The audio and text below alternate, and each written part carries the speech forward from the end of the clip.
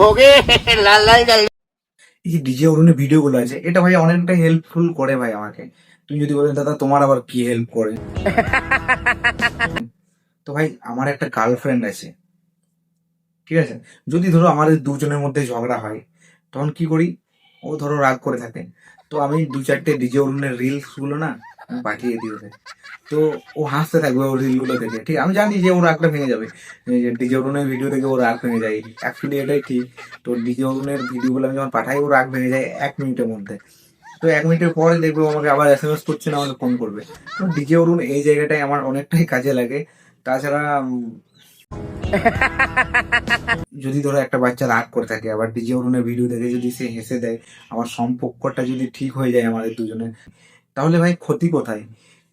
তো ঠিকই আছে, ডিজে অরুণকে অনেক সবাই গালাগালি দেয়, খিস্তি মারে, অনেক সবাই ঘৃণা করে, ঠিক আছে, কিন্তু ডিজে অরুণ আমার এই জায়গাটায় খুব কাজে লাগে।